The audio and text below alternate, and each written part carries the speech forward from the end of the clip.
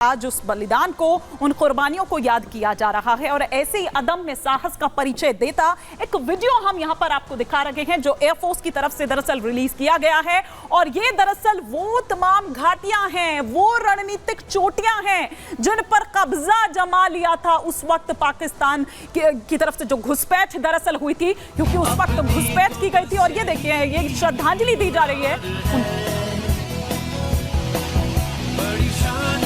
चले अभिमान से चले, अपनी तो बस यही पहचान है। ये आसमां है मेरा, ये आसमां है मेरा।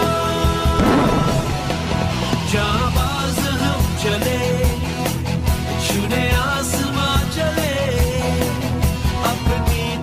यही उड़ान है। ये आसमां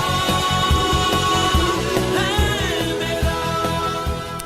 तो ये वायुसेना ने दरअसल जो श्रद्धांजलि दी है और वो अदम्य साहस का परिचय किस तरह से ये पूरी विजय गाथा इस पूरी डॉक्यूमेंट्री के जरिए आप यहां पर देख सकते हैं। लेकिन जिन्होंने वो बलिदान दिया, या फिर यूं कहिए कि जो हीरो रहे इसके, एक एक कर सिलसिलेवार तरीके से वो आपके टेलीविजन स्क्रीन पर अब यहां पर आ रहे हैं। सबसे पहले हम बात करते हैं कैप्टन विक्रम बत्रा की, परमवीर चक्र से सम्मानित। मरणोपरांत उनको ये परमवीर चक्र जो दिया गया 13 JK राइफल के विक्रम बत्रा की अगर यहां पर बात की जाए तो यूं तो देखिए, ऐसे वो 527 जवान थे, वो 527 कुर्बानियां थी जो दरअसल हमें देनी पड़ी थी। लेकिन ये जो इस युद्ध के नायक रहे, और आपको याद होगा कैप्टन विक्रम बत्रा का वो स्लोगन भी, ये दिल मांगे मोर, जिसमें वो और की चाहत यहां पर रख रहे थे। और ये ग्रेनेडियर योगेंद्र यादव परमवीर चक्र से सम्मानित 18वीं ग्रेनेडियर्स। ये इस वक्त हम आपको सिलसिलेवार तरीके से दिखा रहे हैं कि कौन कौन वो चेहरे जो नायक रहे इस करगिल युद्ध के। कैप्टन मनोज कुमार पांडे परमवीर चक्र से सम्मानित, मरणोपरांत उनको ये दिया गया। और 111 गोरखा राइफल के दरअसल ये थे कैप्टन मनोज कुमार पांडे।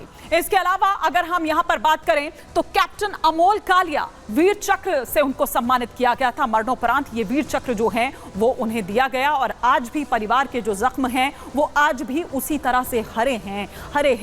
भले ही 25 साल हो गए हों अमोल कालिया को अपने परिवार को छोड़े। इधर लेफ्टिनेंट बलवान सिंह की बात करें तो महावीर चक्र से उन्हें सम्मानित किया गया। तो ये वो नायक जिन्होंने करगिल युद्ध में एक अहम भूमिका जो है वो निभाई। यूं तो कई और ऐसे नायक रहे, यूं तो कई और ऐसी कुर्बानियां रही, लेकिन ये वो जिन्होंने फ्रंट पर रहकर ये युद्ध लड़ा था। लेकिन BL बत्रा जो शहीद विक्रम बत्रा के पिता हैं, वो क्या कह रहे हैं, आज अपने बेटे को किस तरह से याद वो कर रहे हैं, बता रहे हैं। आज का दिन बड़ा गर्व का दिन है जी हमारे लिए। हमारे जवानों ने पाकिस्तान को मुंह तोड़ जवाब दिया।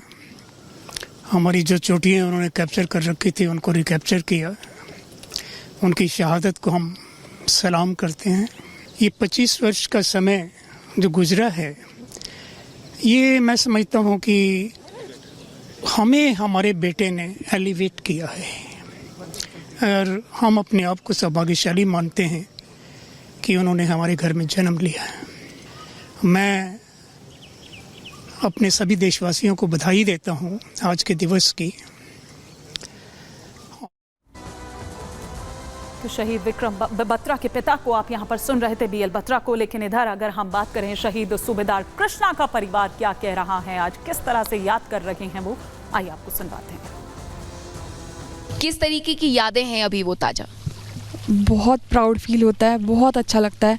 पापा हमारे अभी भी लगता है हमारे साथ ही है। हमें पता चला तो हम बिलीव नहीं करे कि अब कुछ हुआ है करके। तो 7 डेज़ के बाद हमें तार मिला, तभी फ़ोन थे लेकिन इतना कांटेक्ट नहीं होता था, इतना ये नहीं होता था। मैं 11 मार्च को पापा की यूनिट लेह पे आ गई, छनीगुंड के यहाँ आके बहुत ऐसे वार्म फील होता है हमें कि हम पापा के पास आ गए। बहुत सारी ट्रॉफीज़, बहुत सारे अवार्ड मिले उनको। छोटे से लेके बड़े तक मतलब फ़ौज में यूनिट में सब लोग अप्रिशिएट करते हैं और सब लोग मानते हैं। हम लोग आते समय है ना रुक के आए, मीन्स अपने यूनिट में रुक के आए। ऐसा लग रहा है कि पापा से मिल के आ रहे हैं हम लोग। मेरे पापा के, हम पांचों लड़कियों ने पापा का एक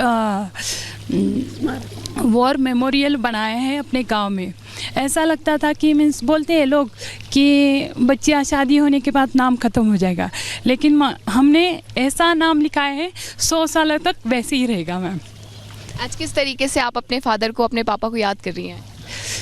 उनकी यादें तो हमारे दिल में है मैम, और हमने पापा का मीन्स पूरा सब लेटर जो लिखे थे पापा के पूरे सब अभी तक है।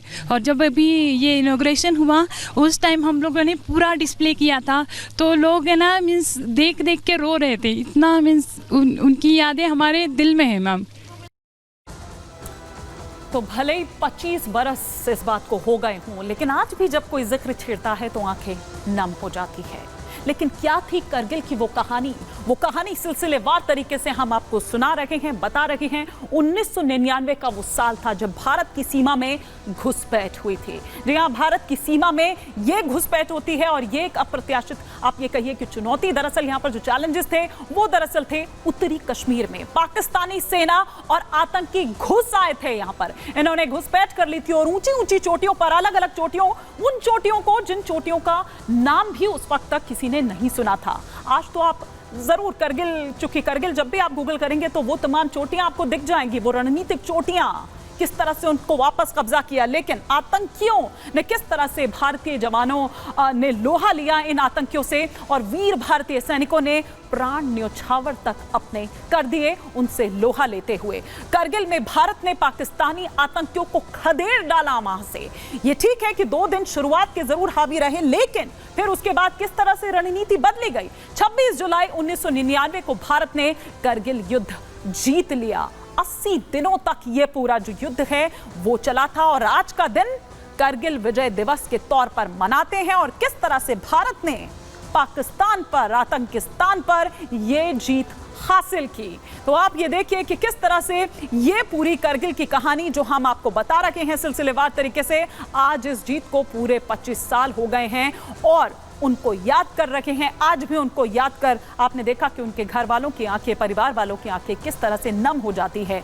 इसे ऑपरेशन विजय नाम दिया गया था। ये जो ऑपरेशन दरअसल चलाया गया उसे ऑपरेशन विजय नाम दिया गया। भारतीय सेना के 527 सैनिक जिन्होंने बलिदान दिया, जिन्होंने अपने अदम्य साहस का परिचय दिया, जिन्होंने अपने प्राणों की आहुति दी, और करगिल के शहीदों ने बहादुरी से ये लड़ाई लड़ी। वो नायक, उनका जिक्र भी हम यहाँ पर कर रहे थे थोड़ी देर पहले। वो तमाम चेहरे आपने देखे, वो नायक आपने देखे।